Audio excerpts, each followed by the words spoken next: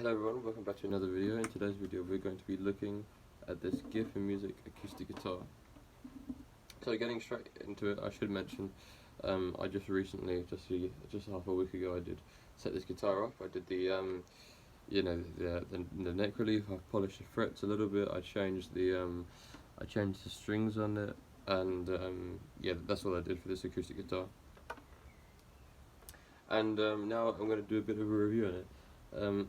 So here it is in this natural pine finish. I've had this for a long time, about I don't know how long exactly, but I've had it for a while, so I can give a comprehensive review of my opinion on it. So starting off with the specs at the top here, Gear4Music, a standard plastic nut. I'm quite sure that is normal modern style tuners, binding all around the neck, dot inlays, and binding all around the body as well. I think this is rosewood. I'm not sure if it's still like that because I did get it a couple of years ago. Bridge, it doesn't come like this black and white configuration, that's just something I did. And also bridge saddle, and then the little decal around the thing.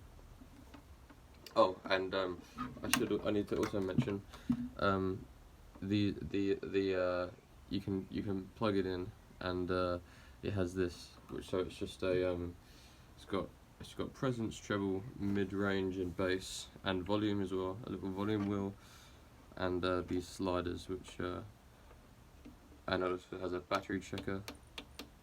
The battery's still, you can't see it, but it is lighting up.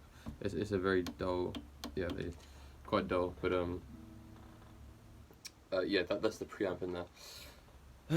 So that's the specs, and now I'll give it unplugged a little tune. So these are new strings. I had I put Diodarios on them, 12 to 52, I think it was, and yeah, this is just an unplugged sound.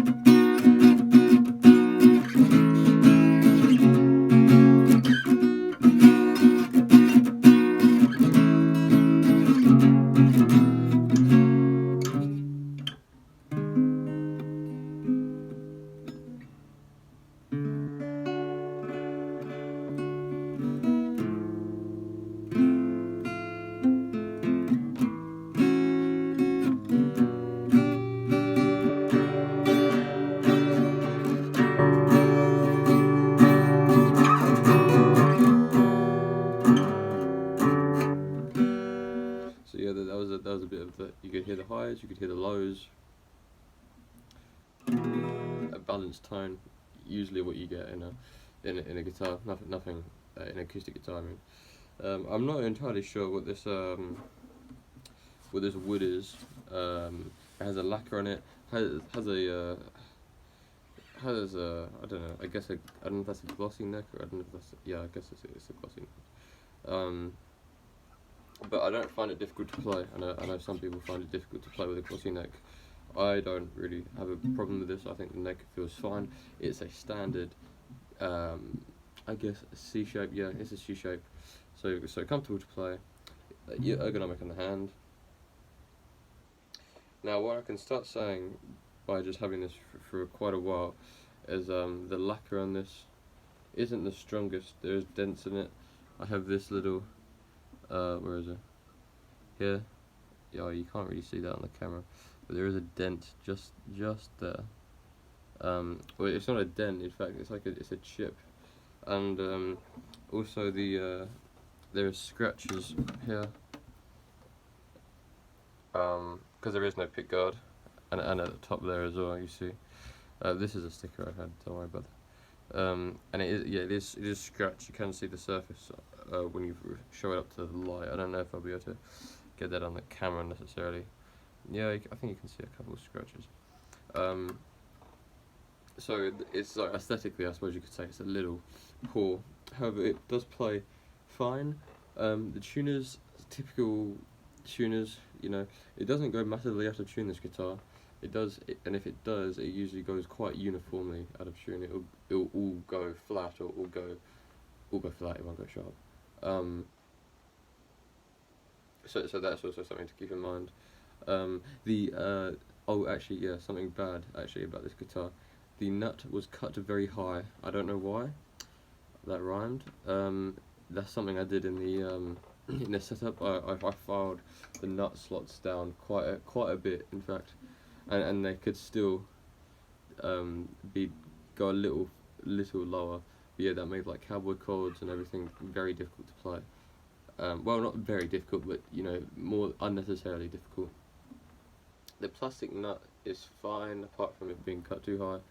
I mean, but in terms of the material, it's fine. The plastic bridge, however, has worn away a lot. Like really, I don't know. There's maybe no way of actually being able to show this, but it does wear down quite poorly.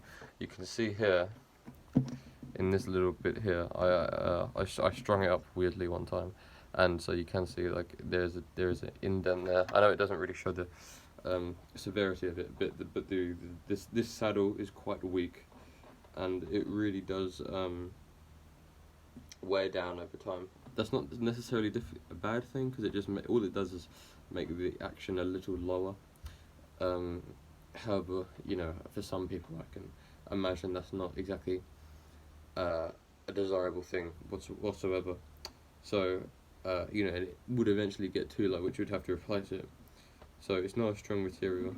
On the inside, it's it's fine. It's got that little sticker there, Gear4Music, says the model SC100LH, and